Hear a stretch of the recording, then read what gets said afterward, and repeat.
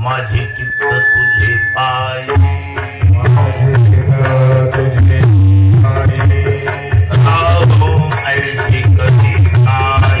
राहो ऐसे कधी काही रोनिया बाबी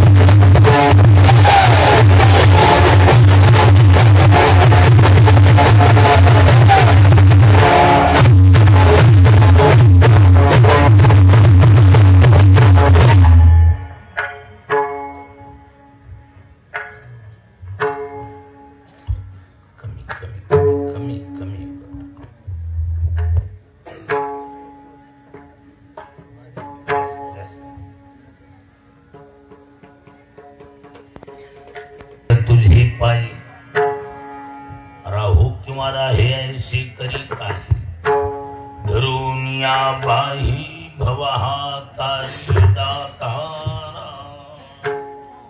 चतुरा तू शिरोमणी गुणलावण्याची खाणी मुकुट सकळा मनी धन्य तुझी ठोबा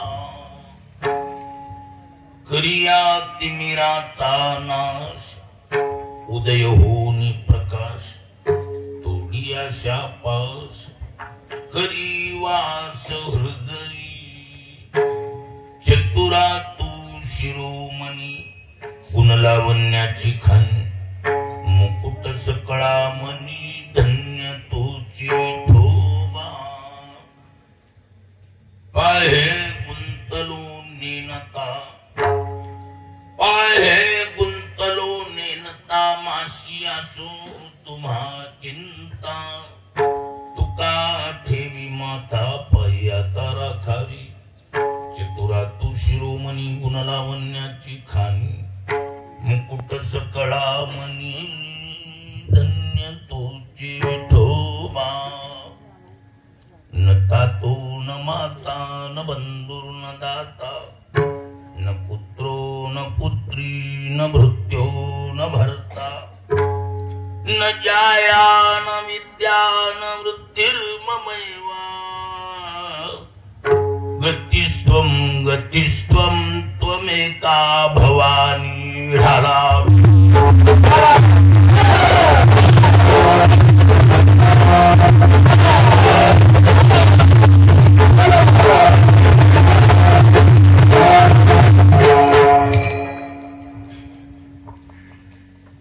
अखंड हरिनाम सप्ताह शिवपुराण शिवमहापुराण कथा आणि ही भव्य दिव्य स्वरूपाचं अखंड हरिनाम सप्ताहाचं आयोजन आपल्या सर्वांची आदरणीय मूर्ती रणजित महाराजजी ओळख करा. खरोखर भगवतीची त्यांच्यावर असलेली छाया कृपा की त्याच्यातून एवढं मोठं परमार्थिक कार्य त्यांच्या हातून घडवून घ्यायचं काम भगवती करतीये. देवीच्या कृपेनं सांप्रदायिक आणि त्यातली त्यात वारकरी संप्रदाय या पद्धतीचं नियोजन मुळात रणजित महाराज भजनातली आवडीची मूळचीच भजनाची आवड असलेली मूर्ती आणि त्यामुळं संप्रदायाविषयी अंतःकरणातून सुरुवातीपासून असलेला आदर वरून भगवतीची छाया झाल्यावरही वारकरी संप्रदायाच्या चालीरीतीच्या परंपरेप्रमाणे सुंदर असा भव्य दिव्य स्वरूपाचं हे आयोजन केलंय. सर्वप्रथम रणजित महाराज मनापासून तुम्हाला बिन तुमच्या कार्याला बिन नमस्कार. आप तरी त्याकी कवन भराई अन और नको तो नाम धराई. एकटा करून जाईल काही महत्वाचं नाही, पण अनेकाकडून परमार्थ करून घ्यायचं काम आपण करत आहात. संत कृपेला भगवतीच्या कृपेला आपण पात्र आहात. आज इथं आल्यावर असं दिसलं की एकट्या रणजित महाराजाच्या अंगात देवी घुसली नाही.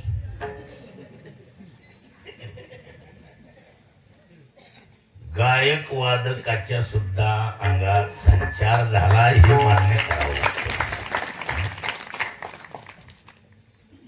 ख्यातनाम मूर्ती विषयाला समरस होऊन विषय हाताळण हे पहिल्यापासून नाव बी संतोषन काम बी संतोषच. संतोष महाराज संगीत या विषयाला समरस झालेली व्यक्ती. लोक काय म्हणतात, आपले हावभाव कसे होतात, लोक आपल्याला काही वेगळ्या नजरेनं बघतात का, हे काही पाहणे नाही. त्या विषयाशी जी असलेली समरसता, याच्यातून लक्षात आलं की निश्चित देवीचा संचार झाला. काय भगवतीचा संचार असल्यासारखं वातावरण असं होतं की आता कीर्तनापेक्षा हीच रस घ्यावा. काय संतोष महाराज, आमची माऊली भंडारे, आणि एकीकडं एक कृष्ण आहे आणि एक विठोबा आहे. काय वाजविणारी तितकीच त्या विषयातली तरबेज, आणि एकीकडे गाणारी तितकीच. आणि संगीतातलं मर्म काय असतंय, संगीतातली ताल स्वरबद्धता काय असते, ती याच्यातून लक्षात येते. साधी अगदी हलकी बी मात्र ढळता कामा नये, ही समर्पक साचेबद्ध पद्धतीचं जी संगीतातलं गाणं आहे, आणि छोट्याशा खेड्यात ही उपलब्धी व्हावी, ही आमच्या रणजित महाराजांची कृपा आहे. आता इथं वाजविणारी तशीच आहेत आणि गाणारी तशीच आहेत. माऊली महाराज खवणे तसेच आहेत, जे संजय महाराज तसेच आहेत. ही काही साधी रत्न आहेत. अशोक महाराज आपल्या गावडे यांच्या गावचे आहेत, आमचे मित्र अशोक महाराज, त्यांची भावकीच आहे देवदास महाराज. ही सारी रत्न म्हणजे महाराज ख्यातनाम महाराष्ट्रात गाजलेली रत्न. आज या ठिकाणी छोट्याशा खेड्यात वळग या मातीला एवढा आकार आणायचं काम, अलंकार चढवायचं काम रणजित महाराज केलंय. मनापासून धन्यवाद. जननी जन्मभूमीश्च स्वर्गादपि गरीयशी या उक्तीप्रमाणे जननी आणि जन्मभूमीला एवढा मोठा स्वाद चढवायचं काम आपण केलंय. ही वस्तुस्थितीनं आपल्यावर असलेल्या भगवती मातेची कृपा, त्याच्यातून हे दिव्य विश्व निर्माण घडविलं. मुळात वळग गावची माती बी तितकीच आदरणीय माती आहे, कारण या मातीत सर्वात महत्वाचा गुण मला आवडला तो म्हणजे तुमचा एकोपा. रणजित महाराज काय एकटे काय करणार आहेत, पण इथली प्रत्येक व्यवस्था, इथला तरुण वर्ग, आबालवृद्ध केवळ इथं जेवण करून जात नाही, इथली असेल ती पडेल ती सेवा गावची माणसं करतात. गावची माणसं एवढं मोठं अन्नदानाचं काम करतात. ही वळग मातीला सुद्धा मनापासून धन्यवाद बी नमस्कार बी बरोबर. कारण एकट्याचा खेळ नाही, नोहे एकट्याचा नोहे खेळ म्हणून मिळाले.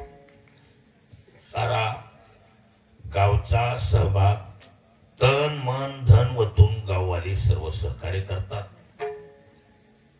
वास्तविक विकतय तिथं विकत नाही असं असतंय, पण आज या ठिकाणी रणजित महाराज जन्मभूमीमध्ये इतके आदरणीय ठरतात, याच्यापेक्षा तुमची मोठी किंमत काहीच ठरवू नका. गावातल्या माणसाने मानणं हे कळत झालं नाही तर गावची माणसं मानतील, मानित नाहीत महाराज. बऱ्याचशा ठिकाणी असंच आपल्याला पाहायला मिळतं. हा कोण, आमच्या गावचं काय नाही. पण आज गावचा प्रत्येक लहान थोर वर्ग या कार्यामध्ये सहभागी होऊन अगदी तन्मन धन वतून या कार्याला शोभा वाढवायचं काम, सर्व कार्य संपन्न करायचं काम आपण गाववाले करत आहात. वळग गावची माती धन्यवादाला पात्र आहे. हा कसं असते, इशारे वाजाव चलणं हे महत्वाची गोष्ट आहे. आणि माझा योग चांगला, योगायोगानं आम्ही ज्यांना आदरणीय मानतो, आमचे दत्ताभाऊ मांगडे पहिलवानकी क्षेत्रात ज्यांनी पहिल्यापासून त्यांची आवड बी, पुणेकर भाऊ बी म्हणले आम्हाला यायचंय तिकडं, कुठला भाग कसा बघायचंय. योगायोगानं भाऊला दिसलं की ही आमची छोटीशी खेड्यातली माणसं परमार्थ किती गोंडस करतात, किती आवडीनं करतात. भाऊंच्या बी बघण्यात आला. आता मोठी असते महाराज ते, तर योग असा आहे की ही परमार्थिक वातावरणामध्ये केवढी मोठी ताकद आहे. सुसंस्कार घडवायची पावर वारकरी संप्रदायात की जगात या काही संप्रदायाकडे नाही महाराज. आणि ती परंपरा तितक्याच आदरानं, तितक्याच चढत्या क्रमानं आणि भव्य दिव्य स्वरूपाचं काम भगवती मातेच्या कृपेनं रणजित महाराज करतायत. पुनश्च तुम्हाला मनापासून धन्यवाद आहे महाराज. तुमच्या कार्याला देवीनं भरभरून यश द्यावं अशी भगवतीकडे प्रार्थना. चिंतन म्हणून हा सेवेचा योग, माझा सेवेचा योग, आपल्या सर्वांच्या दर्शनाचा योग, ही म्हणजे आमच्या संतोष महाराजाचं, कृष्णा महाराज, ही सर्व आमची गुणीजन मंडळी माझ्यावर पहिल्यापासून प्रेम करत आली. संतोष महाराजांच्या प्रेमाची पावती की ही सारा योग रणजित महाराजांनी वारी तर ठरवता येतं की नाही एकदा गुरुजीला तिकडे आम्ही नेणार. माझा योग चांगला, या मातीला नतमस्तक होण्याचा योग आहे. भगवतीचं दर्शन झालं की समाधान वाटलं महाराज. असे पारमार्थिक वातावरणाची ताकद आगळी वेगळी राहते आणि वाहून घेऊन परमार्थ रणजित महाराज करतायत. तुमच्या कार्याला भगवती कधीच कमी पडू देणार नाही, ही ताकद मोठी आहे. बापापेक्षा आईचं प्रेम दांडगा असते काय, आणि लेकराला खरं प्रेम बापापेक्षा आईच देऊ शकते. बापाला त्या लेकराला प्रेम द्यायची कला नसते एवढी, म्हणून देवाची जेवढी भक्त आहे तेवढी फुलबेजारीत असते. बाप कसा उचलतो फिरतो घाबरते लेकरू. आईला माहिती लेकराची कला ओळखून आई वागते. लेकराला काय पाहिजे ती मनातलं ओळखीती नाही, आई पुरवायचं काम करते. म्हणून भगवतीची सेवा आणि संप्रदायाची चाकुरी उभय अंग आपले उत्कृष्ट आहेत. यशस्वीरित्या पुढच्या भविष्य काळात आपल्याकडून एवढे भव्य कार्य घडो अशी प्रार्थना करतो. चिंतनातला अभंग मला वाटतं बहुतेक वैष्णव मंडळाच्या पाठातला संत श्रेष्ठ जगद्गुरु तुकोबरायांचा 4 चरणाचा चौकड्या पद्धतीचा भोपाळी नावाच्या प्रकरणातील असून या भंगाद्वारे तुकोबरा भगवंताकडे चित्त पायावर राहण्याची मागणी मागतात. कसं असतंय, आपल्याकडं गुणाला किंमत आहे, ज्ञानाला किंमत आहे, धनाला बी किंमत आहे. ज्ञानी, गुणी, धनी आदरणीय, वंदनीय, पूजनीय आहेत. त्यांचा आदर झाला पाहिजे. आमचे स्वामी भारतानंदजी हमेशा सांगतात, स्वामीजी म्हणतात, ज्या देशात ज्ञानाची, गुणाची, धनाची पूजा होत नसेल त्या देशामध्ये औदासीन्य नांदत असते, म्हणजे उदासता राहते, समाधान राहत नसते. म्हणून ज्ञानी, गुणी, धनी हे आदरणीय, वंदनीय, पूजनीय अवश्य. काय पण समाज पूजा करीत नाही का? ज्ञानाची करतो, गुणाची करतो, धनाची पूजा करतो. ज्ञानी माणूस असेल तर समाज त्याचा आदर करतो का नाही करत? करतो, बरोबर. गुणी माणूस असेल समाज त्याचा आदर करतो का नाही करत? करतो. धनी माणूस असेल तर त्याचा देखील समाज निश्चित आदर करतो. पण एक वाक्य लक्षात ठेवा, ज्ञानाला, गुणाला, धनाला समाज त्या वेळेला मानतो तेव्हा जेव्हा त्याच्यात स्वभाव गुण मिक्स करेल तेव्हा. केवळ ज्ञानाला, गुणाला, धनाला समाज भाळत नाही. अहो, केवढाही मोठा ज्ञानी आहे आणि स्वभाव बरोबर नसेल तर माणसं म्हणते की आपल्याला झेपत नाही, जरा बारकी घ्या, म्हणते ते अर्धी कोर खाऊन रोप, त्याचा उंबरटा उघडायचा नाही. म्हणजे समाज ज्ञाना, गुणा, धनाला मानतो, पण कधी मानतो? स्वभाव गुण मिक्स केल्यावर मानतो. स्वभाव बरोबर नसेल तर माणसं 2 हात लांब राहा, लांबूनच राम राम, दुरून डोंगर साजरे म्हणल्या. म्हणजे शेवटी किंमत कशाला आली मग? स्वभावाला. ज्ञाना, गुणा, धनापेक्षा एक काकण महत्व दिलं स्वभावाला. आणि समाज कमी गुणवान असू द्या, कमी धनवान असू द्या, कमी विद्वान असू द्या, पण स्वभाव चांगला असला की माणसं म्हणतात नाही नाही त्यांना सोडायचं नाही. हा, हे स्वभाव गुणाचं प्रमाणपत्र. म्हणजे शेवटी बरं, काही माणसं कशी आहेत, समाजात येताना गाईचा मुखवटा बसून येते. कसला मुखवटा? गाईचा मुखवटा. म्हणजे अशी गरीब वानवळा चेहऱ्यावर तयार करून येणार समाजात येतात. माणसं म्हणते बी नाही ना महाराज फार गरीब आहे. पण ही गायीच्या मुखवटेच्या त्याला गावठी भाषेत गाय तोंड म्हणते. तिकडे काय म्हणते का नाही तिकडे काय म्हणते. ही असली गाय तोंडी एकदाच खोटाना करून ठेवीत असते. त्यामुळे ही चेहऱ्यावरले भाव दाखवून समाज भुरळत नाही. समाजाला स्वभावाची वस्तुस्थिती हवी. आणि शेवटी माणूस कसला जरी आकार उकार आणून वागला तर शेवटी कशावर जात असतो. स्वभावावर जातो ना माणूस. किती बी गरीब वानवाळा दाखविला तर शेवटी माणूस कशावर येऊन टेकते. स्वभावावर येऊन टेक. स्वतः भगवान सांगतात स्वभावजेन कौन्तेय निबद्धस्वेन कर्मणा कर्तुं नेच्छसि यन्मोहात् करिष्यसि वशोऽपि तत्. आठव्या अध्यायातली भाषा भगवान म्हणतात अर्जुना स्वभावजेन कौन्ते, हे कौन्ते नाम अर्जुना स्वभावजेन निबद्धस, निश्चित रूपेण बंध बधनाति इति निबद्धस. निश्चित रूपानं माणूस हा स्वभावाला बांधलेला आहे. त्यानं किती आकार उकार आणून वागला तर शेवटी कशावर येऊन टेकतो. स्वभाव. तिथं दृष्टांत दिलाय अर्जुनाला. दृष्टांत दिला. अर्जुना म्हणतात भगवान म्हणतात अर्जुना उत्तर वैराटीचा राजा पळता निघालाशी झुंजा, हा क्षात्र स्वभाव तुझा झुंजवील तुझ. विराटाच्या पदरी पांडव अज्ञातवासात होते. ही गोष्ट जवळजवळ पोथी पुराण ऐकणाऱ्या माणसांना ज्ञात. 12 वर्ष वनवास आणि 1 वर्ष अज्ञातवास. विराट नावाच्या राजाच्या नगरीत हे पांडव अज्ञातवासात असताना अर्जुनाला भ्रणतेचं रूप दिलं होतं. कुरळे केस होते अर्जुनाचे आणि दिसायला देखणं असल्यामुळं साडी निशविली होती अर्जुनाला. काय निशविली? अज्ञात राहायचंय ना गुप्त राहायचंय. अर्जुनाला साडी निशविली होती. आणि अर्जुन मुलींना नृत्य कला शिकविण्यासाठी ठेवला होता भ्रणतेच्या रूपात. अचानक कौरव सेनेनं आक्रमण केलं.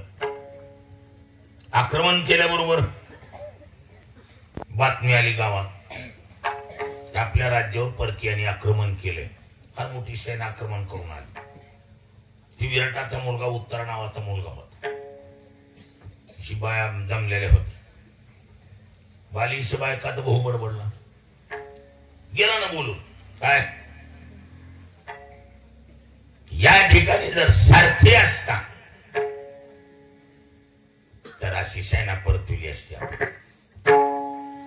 काय करावं पण सारथी नाही. तेवढ्यात अर्जुन जवळ होता. अर्जुन म्हणला मला जमतंय, मला हे बी काम सारथीपणाचं काम बी जमतंय. जमतं म्हणलं जमलं मग तर चालेल. रथ आणला, सुसज्ज केला. अर्जुन रथ हाकायला बसला. उत्तरा मागे बाण बातड घेऊन तयार. ज्या वेळेला रणांगणामध्ये ते पिळदार पद्धतीचे कौरव सेनेतले गडी पाहिले, ते रगील गडी बघितल्याबरोबर उत्तरा म्हणला जीव घेऊन पाळण्यात मजा आहे. ह्यांच्या नादी लागता कामा. शेवटी घाबरला पळणार आहे असं लक्षात आल्याबरोबर असा निघणार कीच अर्जुनानं गच्चीला धरलं. आता सांगा उत्तर वैराटीचा राजा पळता निघालाशी झुंजा, झुंजा पळता निघालाशी. लागलीच अर्जुनाचा क्षत्रिय स्वभाव असलेला जागा झाला आणि ज्याच्या घरी राहतोय त्याच्याच गच्चीला धरलं आणि सांगितलं मला माहिती आहे तुझं काम नाही. हे बागदोर धर आणि रथा दिवाण बाताड इकडं. अर्जुनाचा शेवटी क्षत्रिय स्वभाव जागा झाला का राहिला. आणि मग अर्जुनानं बाण चलविले. कौरव सेना परतविली. कौरव सेनेच्या लक्षात आलं इतका खतरनाक मारा करणारा पांडवातला अर्जुनच असला पाहिजे. पांडवच असली पाहिजे. तितकी ताकद दुसऱ्याकडे नाही. मुद्दा एकच. शेवटी अर्जुन कशावर येऊन टेकलाय? स्वभावावर. म्हणजे किंमत कशाला देतोय? समाज म्हणा, व्यवहार म्हणा, स्वभावावर. मग शास्त्र असं शरीराला 13व्या अध्यायामध्ये शेताची उपमा दिली. कशाची? शेत आपलं. इदम शरीरम कौंतेय क्षेत्रमित्यभिधीयते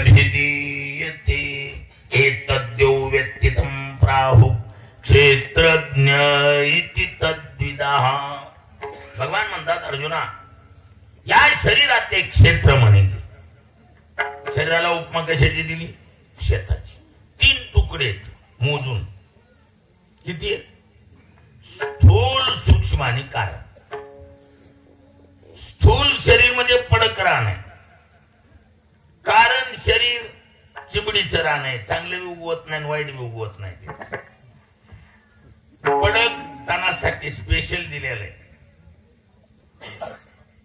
चांगलं आणि वाईट दोन्हीही पिकणार एकच तुकडे, त्याचं नाव आहे सूक्ष्म शरीर, ज्याला अंतःकरण म्हणतात. आणि त्या अंतःकरणात वृत्ती नावाची चीज एकच आहे, पण कार्यानुरूप तिला नामाभिधान होतात. जसं कार्य करी, जशी स्त्री एकच आहे, पण तिला वेगवेगळे रोल येतात नातेगोत्याप्रमाणे. कुणाची आई, कुणाची पत्नी, कुणाची बहीण, कुणाची मावशी, कुणाची मामी, म्हणजे कार्यानुरूप नामाभिधान होतात. तशी वृत्ती एकच, पण कार्य करील तशी तिला नावं बदलतात. मीपणा करीत असेल अहंकार, धरसोड करीत असेल मन, निश्चय करीत असेल बुद्धी, आणि चिंतन करीत असेल तर चित्त. वृत्ती एकच, स्वभावानुरूप कार्यानुरूप नामाभिधान आहे.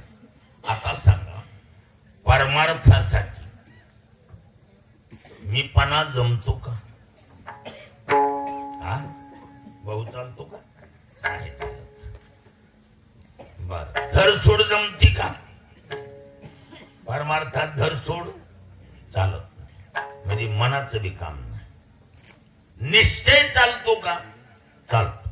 निश्चयाचे बळ तुका म्हणे तेची फळ. निश्चय परमार्थासाठी गरजेचा, म्हणजे बुद्धी परमार्थासाठी पोषक आहे. आणि त्यातली त्यात परमार्थासाठी चिंतन अति मोलाचा आहे. चिंतन ही परमार्थासाठी, परमार्थात सर्वात गरज कुणाची? चिंतनाची. काय?